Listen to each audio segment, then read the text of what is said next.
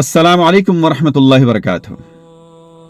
अगर अल्लाह की नाफरमानी के बावजूद नमाज पढ़े बगैर आपकी जिंदगी सुकून से चल रही है तो आपको तो ज्यादा डरने की जरूरत है, क्योंकि अल्लाह रब्बुल इज्जत ने आपको आखिरत के बदले दुनिया का आराम अता फरमा दिया है, और ये वो आराम है जो जल्द खत्म हो जाएगा। बस आंखें बंद होने की देर है, सारी हकीकतें नजर आ जाएंगी। और आपको क्या लगता है कि आपकी औलाद और रिश्तेदार ये आपके लिए कुरान पढ़ पढ़ कर दुआएं करेंगे? आपके बहन भाई आपके लिए सदका और खैरात करेंगे?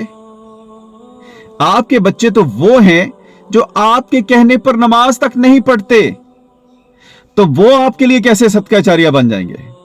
अक्लमंदी इसी में है कि आप जिंदा हैं, खुद कुरान को पढ़िए और इस पर अमल कीजिए, क्योंकि यही आपके काम आएगा।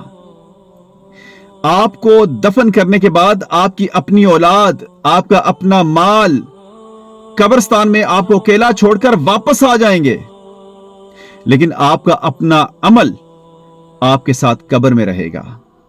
तो अपनी आखिरत की फिक्र कीजिए, अपनी आखिरत को संवारिए। जज़ाकल्लाह।